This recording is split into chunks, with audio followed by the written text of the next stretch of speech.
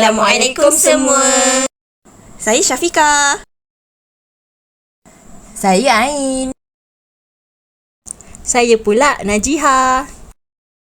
Kami akan membentangkan tugasan 2 kursus hubungan etnik. Ya, betul. Adakah awak semua tahu tentang integrasi nasional? Tak tahu. Integrasi nasional merupakan sesuatu yang sangat penting untuk perpaduan negara.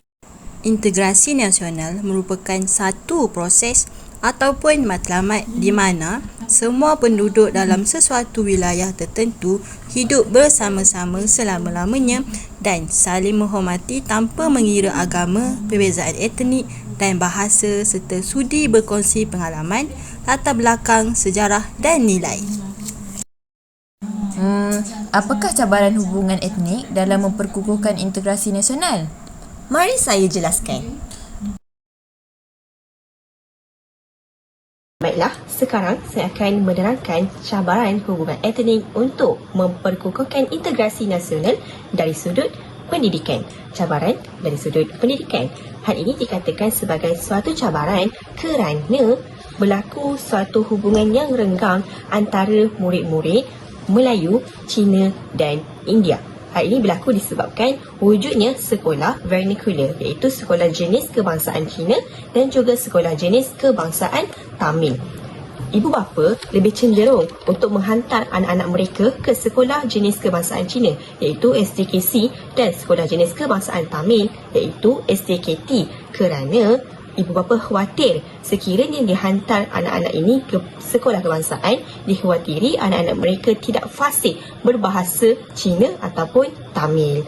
Seterusnya, apabila berlakunya pengasingan sekolah-sekolah ini, murid-murid akan cenderung untuk bergaul sesama kaum mereka sahaja. Sebagai contoh, kaum Cina bergaul dengan kaum Cina sahaja, kaum India bergaul dengan kaum India sahaja, dan murid-murid Melayu yang berada di sekolah kebangsaan tidak dapat mengenali murid-murid lain yang berbangsa Cina dan juga India.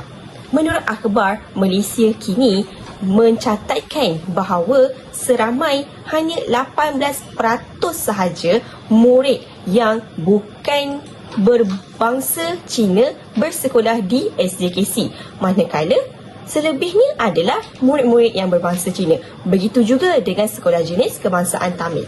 Hal ini menyebabkan murid-murid tidak dapat bergaul dari segi aktiviti di dalam bilik darjah dan juga aktiviti co-curriculum. Akibatnya, murid-murid kaum daripada Cina, Melayu dan India tidak berjumpa, malahan mereka juga tidak dapat mengenali budaya antara satu sama lain yang menyebabkan mereka akan tinggal dalam kelompok kaum mereka sahaja.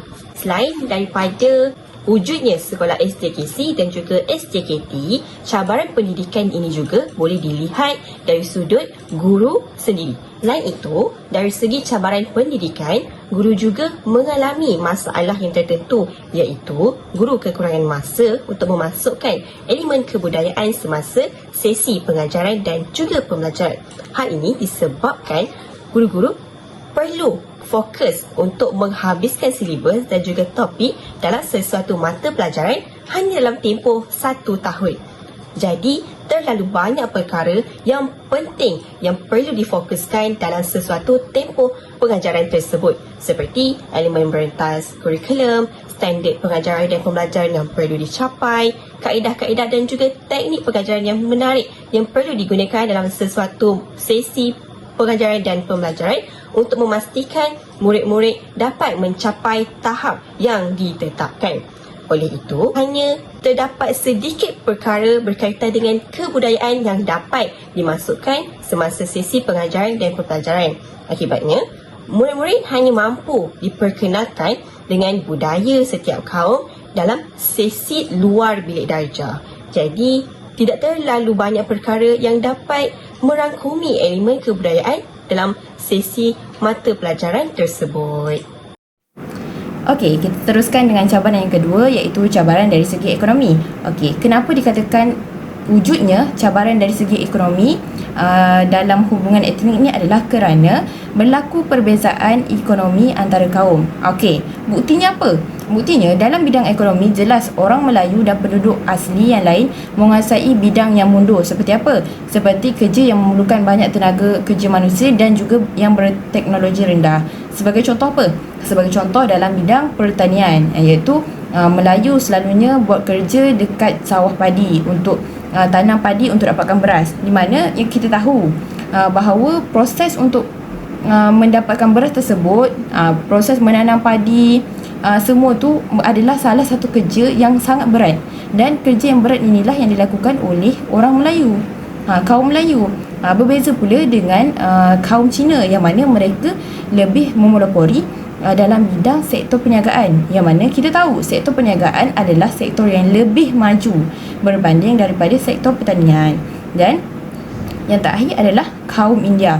Kaum India pula lebih memonopoli dalam bidang sektor perladangan, di mana mereka banyak bekerja di estate untuk dapatkan getah, kemudian mereka juga mengutip kelapa sawit. Mereka lebih kepada perladangan.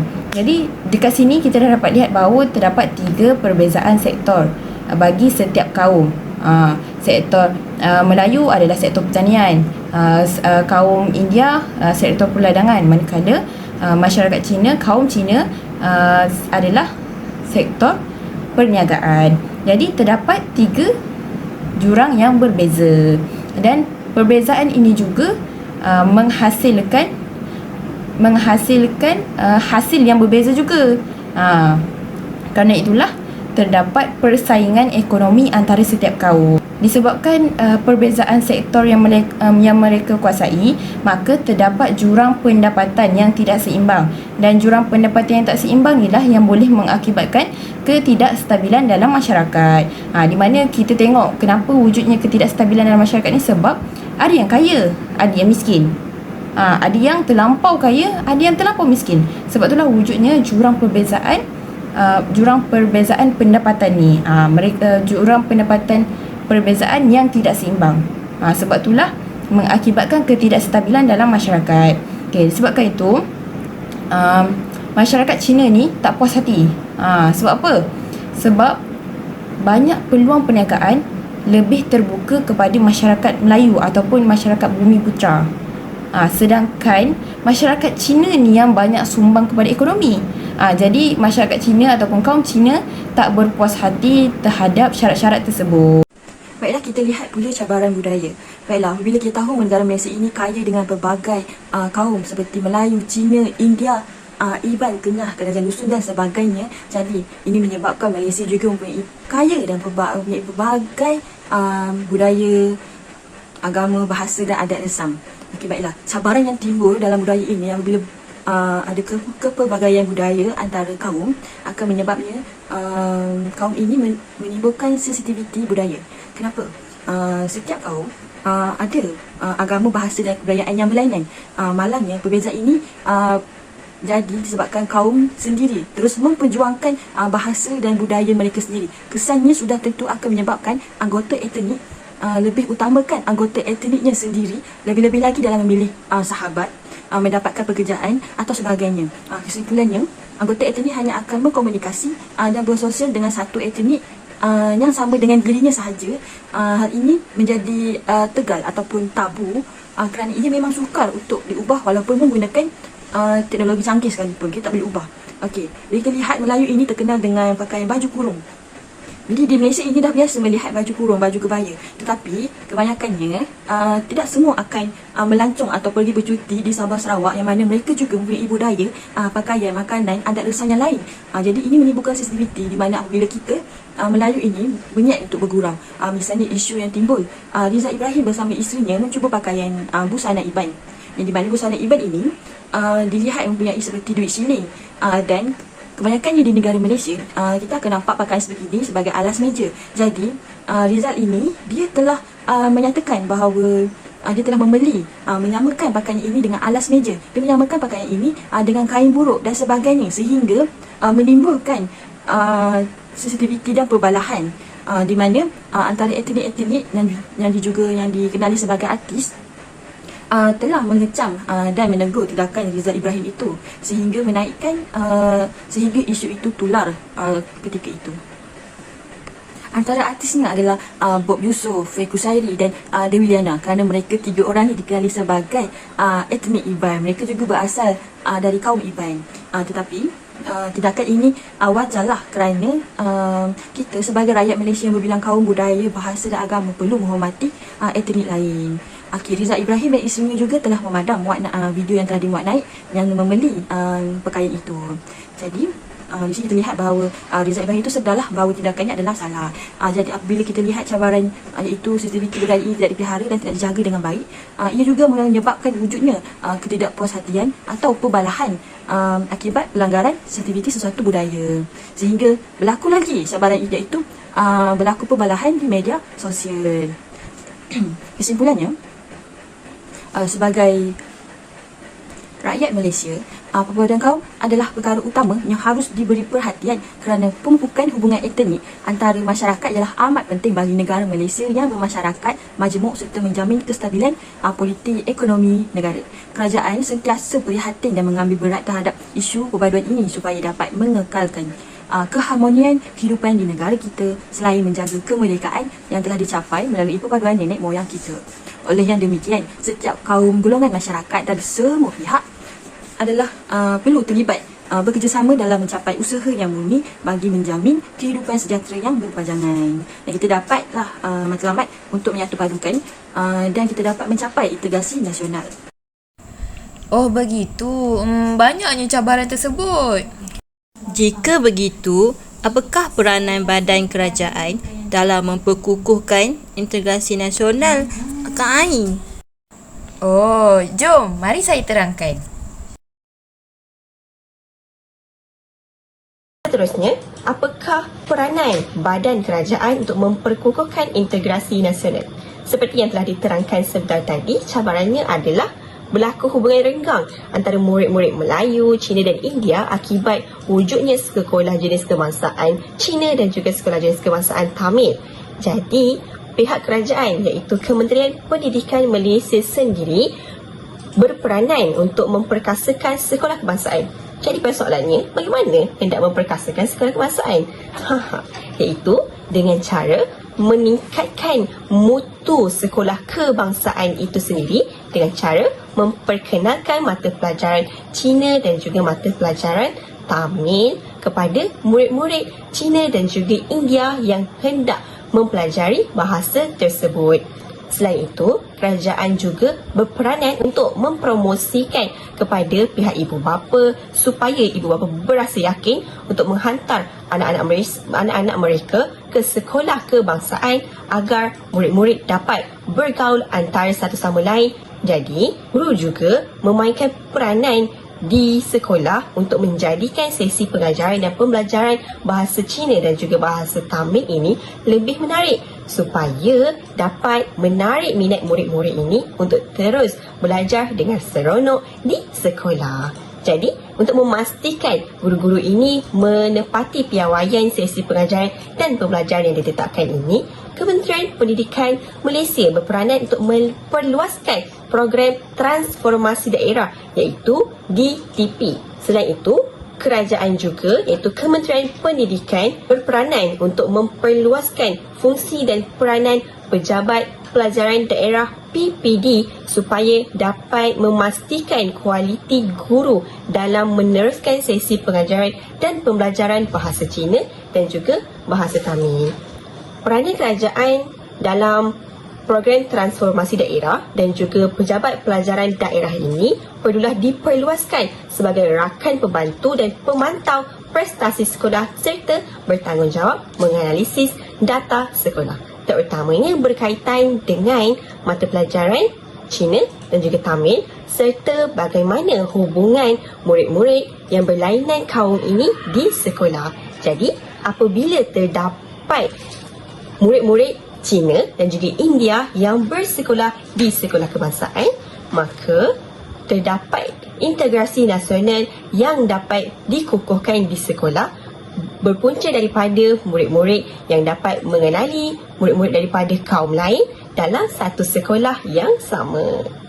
Selain daripada memperkasakan sekolah kebangsaan, Kementerian Pendidikan Malaysia juga berperanan untuk memperkenalkan rancangan integrasi murid untuk perpaduan iaitu REMOK. Bagaimana? Iaitu dengan melaksanakan aktiviti yang menjurus kepada pembentukan perpaduan melalui interaksi dan tingkah laku murid dalam bilik darjah dan ketika aktiviti co-curriculum. Jadi bagaimana guru-guru ingin melaksanakan aktiviti yang menjurus kepada pembentukan perpaduan ini? Dengan cara melibatkan kerjasama, komunikasi, interaksi antara murid pelbagai kaum. Jadi, dalam sesuatu aktiviti itu tersebut, guru-guru perlulah memastikan bahawa terdapatnya kerjasama antara murid Melayu, Cina dan juga India dalam satu kelompok yang sama supaya murid-murid dapat saling mengenali kaum dan budaya lain agar tidak berlaku perselisihan faham antara satu sama lain. Seterusnya, dalam situasi bilik darjah juga, guru-guru berperanan untuk melaksanakan susunan tempat duduk serta bercampur dalam kalangan pelbagai etnik. Hal ini supaya murid-murid tidak meminggirkan antara satu sama lain, terutamanya murid-murid yang berlainan kaum dengan mereka. Jadi, dalam satu kumpulan tersebut perlulah disatukan murid-murid Melayu, Cina dan juga India dalam satu kelompok kumpulan dalam bilik darjah tersebut. Selain itu, melalui program kecemerlangan akademik seperti pelaksanaan aktiviti seminar, kuis, debat perpaduan, sayembara perpaduan dan pertandingan fotografi, perlulah menggalakkan penglibatan setiap murid yang terdiri daripada pelbagai lapisan kaum seperti Melayu, Cina dan juga India dalam program-program tersebut supaya tidak terdapat murid yang ketinggalan dalam menyertai aktiviti-aktiviti yang dapat mengeratkan lagi hubungan yang mesra antara murid-murid pelbagai kaum. Oleh itu, integrasi nasional ini dapat diperkukuhkan melalui peranan kerajaan di sekolah. Seterusnya, beralih pula kepada peranan kerajaan dalam membantu mengatasi cabaran ekonomi. Okey, kita lihat yang pertama, iaitu Kementerian Kewangan telah membantu dari segi kewangan. Okey, sebelum saya lanjutkan, kita sendiri dapat lihat bahawa baru-baru ini golongan belia dan juga golongan pelajar telah mendapat sumbangan sebanyak RM200, iaitu yang digelar sebagai e-belia, yang dikreditkan ke dalam aplikasi Touch 'n Go masing-masing. Itu antara bukti di mana kerajaan telah membantu penduduk atau masyarakat dari segi kewangan. Itu satu. Kemudian kita lihat semua warga negara Malaysia berbilang kaum menerima sumbangan tunai rahmah. Sumbangan tunai rahmah walaupun tidak semua masyarakat ataupun warga negara Malaysia dapat, tetapi sumbangan tunai rahmah ini dapat membantu golongan yang berpendapatan rendah dan golongan yang memerlukan. Okey. Dan matlamat sumbangan tunai rahmah ini juga adalah sememangnya untuk membantu golongan yang kurang berkemampuan dalam menghadapi kos sara hidup, di mana yang mungkin dalam golongan B40 mereka dapat memenuhi syarat-syarat yang diperlukan untuk dapat sumbangan tunai rahmah. Okay. Itu adalah salah satu sumbangan di mana bukti kerajaan telah membantu penduduk ataupun warga negara Malaysia tidak kira kaum dari segi bantuan kewangan. Okay. Seterusnya, sumbangan tunai rahmah ataupun sumbangan dari segi kewangan yang lain ini juga telah membantu meringankan beban golongan yang memerlukan, di samping membantu kelangsungan hidup mereka menjelang tahun baru. Bukan sahaja sumbangan tunai rahmah ini yang telah diberikan oleh kerajaan bagi membantu kelangsungan hidup masyarakat, tapi ada banyak lagi sumbangan yang diperuntukkan oleh kerajaan bagi membantu masyarakat ataupun warga negara Malaysia yang memerlukan. Dan dapat terlihat bahawa kerajaan juga telah menyediakan pelbagai bantuan kewangan bagi yang memerlukan, terutamanya bagi golongan B40, OKU iaitu orang kurang upaya, warga emas dan juga pesakit kronik. Maka kita dapat lihat bahawa banyak sumbangan yang telah disediakan oleh Kementerian Kewangan dalam bajet 2023 untuk membantu masyarakat di Malaysia tanpa mengira kaum. Tidak kira sama ada mereka kaum Melayu, Cina, India ataupun kaum lain, kesemuanya layak untuk mendapat bantuan kewangan yang disediakan oleh Kementerian Kewangan. Okey, seterusnya kita dapat lihat pula iaitu yang kedua, Kementerian Pembangunan Usahawan dan Koperasi iaitu KUSKOP, iaitu membantu perusahaan kecil dan sederhana. Perbahanan Perusahaan Kecil dan Sederhana Malaysia iaitu SME Corporation Malaysia merupakan agensi penyelaras pusat di bawah KUSKOP yang menyelaras pelaksanaan program pembangunan bagi PKS iaitu perusahaan kecil sederhana. Okey, jadi apa Peranan dia ialah ia bertindak sebagai pusat rujukan bagi penyelidikan dan penyebaran data berkaitan perusahaan kecil sederhana dan usahawan serta menyediakan khidmat nasihat untuk PKS dan usahawan di seluruh negara. Dan buktinya apa? Pada baru-baru ini saja 11 Jun 2023 sejumlah RM64,544 ringgit 64 juta, maafkan saya, 64 juta 544,080 ringgit telah disampaikan kepada 16 usahawan bimbingan agensi di bawah KUSKOP iaitu SME Corporation Malaysia, Amanah Ikhtiar Malaysia, AIM, UDA Holding Berhad Suruhanjaya Koperasi Malaysia dan Tekun Nasional. Ianya disampaikan oleh Yang Amat Bahagia Menteri Besar Selangor dengan disaksikan oleh YB Menteri Pembangunan Usahawan dan Koperasi semasa program Jelajah Usahawan dan Koperasi Madani 2023. Okay, jadi ini antara bukti Kementerian Pembangunan Usahawan dan Koperasi membantu perusahaan kecil dalam meningkatkan perniagaan mereka untuk menjadi lebih maju. Dan bantuan ini juga adalah dilakukan tanpa mengira kaum. Tidak kira sama ada Melayu, Cina atau India, kesemuanya layak untuk memohon bantuan tersebut.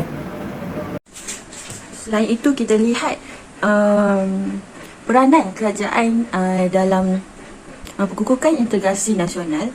Kita lihat dari segi budaya, dalam dasar perpaduan negara telah memberi satu strategi iaitu mengukuhkan kefahaman terhadap agama, budaya dan adat resam. Kita lihat unsur-unsur kebudayaan lain yang sesuai dan wajar diterima, seperti unsur-unsur budaya Cina, India, Arab, Barat dan lain-lain yang sesuai dan wajar diberi penimbangan dan penerimaan dalam pembentukan kebudayaan kebangsaan. Kita lihat antara hari-hari perayaan yang sama-sama dihormati ialah Hari Kebangsaan Malaysia pada 31 Ogos, Hari Deepawali, Tahun Baru Cina, Hari Raya Sambutan Maulud Nabi Muhammad SAW dan Hari Keputeraan Rasmi DYM yang di-Pertuan Agong Malaysia. Ini juga kita satu Malaysia akan menyambut, seperti kita lihat di kaca TV, di siaran radio dan di dada-dada akhbar. Jadi dasar perpaduan negara ini akan menerima tapi akan melihat kesesuaian penerimaan dalam penyerapan budaya kaum ini kerana bergantung kepada tidak wujudnya pencanggahan, perbalahan dengan perlembagaan dan prinsip-prinsip rukun negara dan kepentingan nasional. Jika perkara itu tidaklah lebihkan kepada keburukan, jadi dasar perpaduan ini akan mengambil budaya dan akan menitik beratkan dan menyerap budaya ini supaya diterima dalam masyarakat majmuk di Malaysia.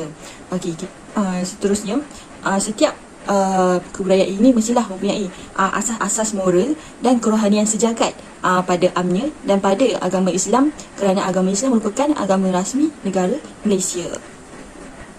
Malahan jika kita lihat dan kita lalui setiap hari-hari perayaan walaupun bukan kita agama Islam menyambutnya ataupun bukan agama lain menyambutnya, tetapi dasar perpaduan negara, kerajaan akan memberi cuti semasa hari perayaan sebagai tanda menghormati dan sebagai kepentingan nasional bagi masyarakat majmuk di Malaysia.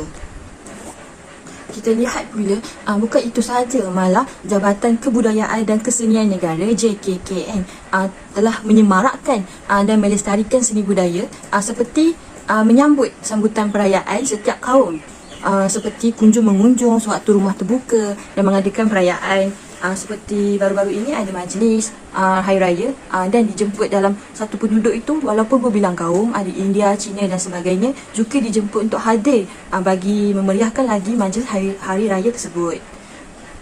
Jadi peranan-peranan ini banyak membantu dalam mengeratkan lagi perpaduan di antara kaum orang Melayu, Cina misalnya dan India bersama-sama saling memahami adat dan budaya masing-masing. Dengan ini tidak timbullah persoalan ketidaksefahaman antara kaum. Jadi inilah peranan badan kerajaan dalam mengatasi cabaran budaya dan memperkukuhkan integrasi nasional. Jika begitu, apakah pula peranan penting badan bukan kerajaan dalam memperkukuhkan integrasi nasional? Mari kita lihat. Seterusnya, peranan kerajaan sudah. Bagaimana pula dengan peranan badan bukan kerajaan dalam memperkukuhkan integrasi nasional dari sudut pendidikan? Peranan ini diambil oleh sebuah institusi yang dinamakan sebagai Institusi Kerja Raya Malaysia atau dikenali sebagai IKRAM. IKRAM berperanan untuk mewujudkan dan juga melaksanakan aktiviti perpaduan kaum untuk sekolah. Jadi apakah aktiviti-aktiviti yang institusi ini telah pun lakukan? Antara aktiviti-aktiviti yang telah dilaksanakan oleh Institusi Kerja Raya Malaysia IKRAM ini adalah sambutan Bulan Kebangsaan iaitu SBK, Karnival Kita Anak Malaysia iaitu dikenali sebagai KAMI. Kedua-dua program ini dilaksanakan di peringkat nasional, negeri dan juga kawasan. Selain itu, terdapat juga aktiviti seperti forum yang dinamakan sebagai Forum Bicara Bina Negara. Setiap aktiviti ini dilaksanakan dengan menjemput sekolah-sekolah dengan meletakkan syarat supaya perlu melibatkan murid-murid yang terdiri daripada murid Melayu, Cina, India dan sebagainya dalam setiap aktiviti tersebut supaya murid-murid ini dapat berkomunikasi, bekerjasama dan saling bertukar fikiran antara murid-murid yang berlainan kaum agar dapat mengeratkan lagi hubungan yang mesra antara mereka dalam melaksanakan sesuatu aktiviti. Selain daripada itu, aktiviti-aktiviti ini juga sangat penting dalam memperkukuhkan integrasi nasional bagi menyemarakkan lagi semangat perpaduan dalam kalangan murid-murid tersebut. Jadi, murid-murid ini dapat saling berkenalan dengan murid-murid yang berlainan kaum ini dengan lebih akrab lagi. Hal ini juga selari dengan ciri ketujuh negara rahmah yang digagaskan IKRAM iaitu dengan terbinanya hubungan etnik dan penganut agama yang harmoni. Selain itu, contoh yang tertera di sini adalah suatu artikel yang dikeluarkan oleh IKRAM sendiri yang bertajuk Bersama Memeriahkan Karnival Kita Anak Malaysia 2022 iaitu dikenali sebagai KAMI. Jadi, IKRAM telah pun melibatkan sekolah-sekolah dengan cara telah pun melibatkan sekolah-sekolah agar murid-murid ataupun para pelajar itu sendiri dapat melibatkan diri dalam program-program perpaduan dan mengeratkan lagi hubungan perpaduan antara kaum di peringkat pendidikan. Seterusnya, kita lihat pula apakah peranan NGO iaitu Badan Bukan Kerajaan dalam membantu mengatasi cabaran ekonomi. Okey, kita lihat salah satu NGO yang ada iaitu Yayasan Usahawan Malaysia. Apa yang Yayasan Usahawan Malaysia ni lakukan adalah memperkasa ekonomi masyarakat tanpa mengira kaum. Macam saya pernah katakan tadi, tanpa mengira kaum, tidak kira sama ada kaum Melayu, Cina ataupun India, kesemuanya layak menerima bantuan. Okey. Apakah program yang mereka laksanakan bagi membantu ekonomi masyarakat Malaysia adalah yang pertama adalah program perkasa ekonomi. Apa objektif program perkasa ekonomi ini adalah untuk meningkatkan kesedaran advokasi ekonomi dan bantuan pengurusan kewangan bagi membina kesejahteraan ekonomi masyarakat dan juga membantu dalam penambahbaikan amalan pengurusan kewangan masyarakat. Maafkan saya. Okey, jadi program perkasa ekonomi ini selalunya akan dilakukan sebanyak 2 kali setahun dan sasaran mereka adalah 50 peserta bagi setiap program yang mereka lakukan. Jadi mereka tidak ambil terlalu ramai kerana mereka ingin fokus terhadap peserta yang hadir. Kerana itulah mereka limitkan peserta program untuk mereka bantu untuk mahir dalam bidang pengurusan kewangan.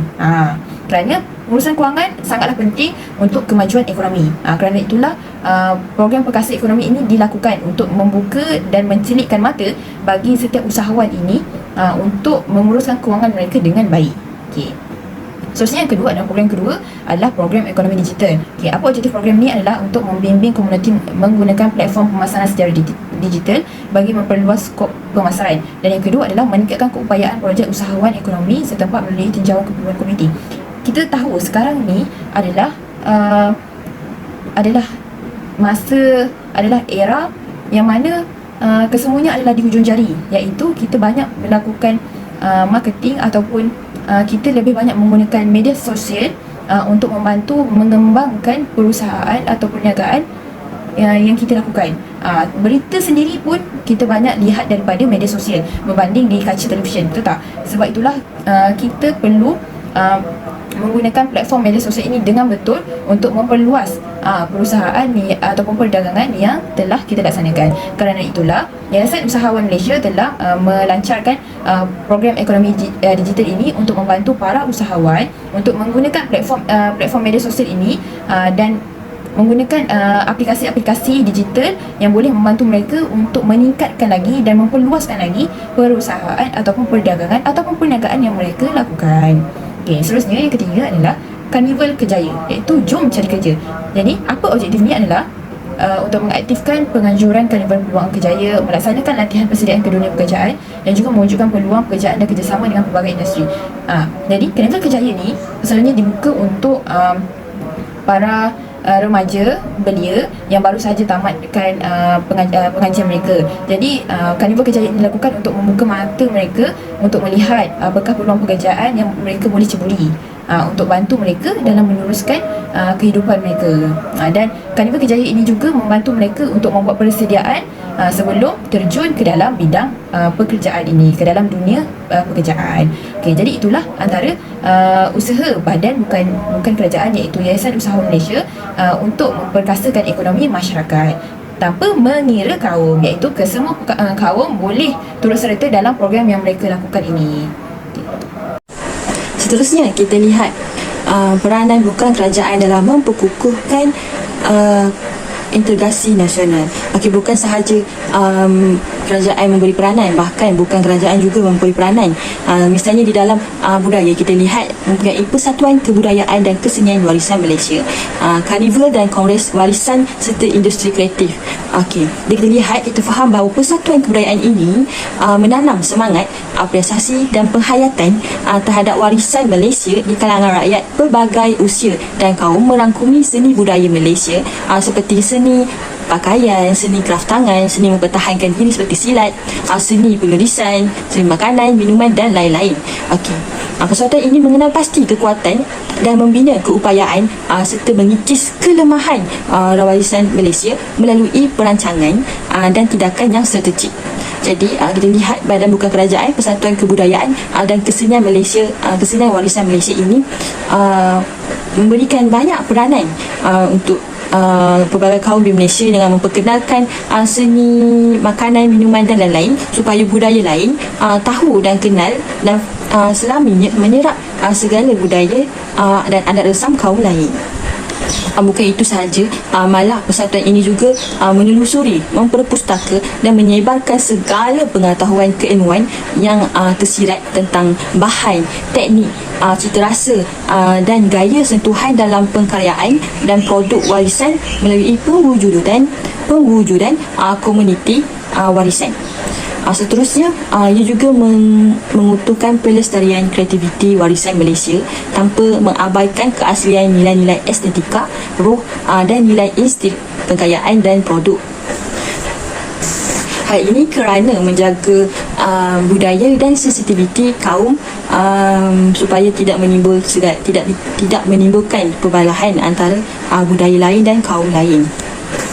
Jadi kebaikan yang kita dapat lihat ianya persatuan ini dapat mengukuhkan perpaduan, dapat memupuk nilai-nilai murni dan akhir sekali dapat mengelakkan gejala negatif dan masalah sosial di dalam kalangan masyarakat majmuk di Malaysia.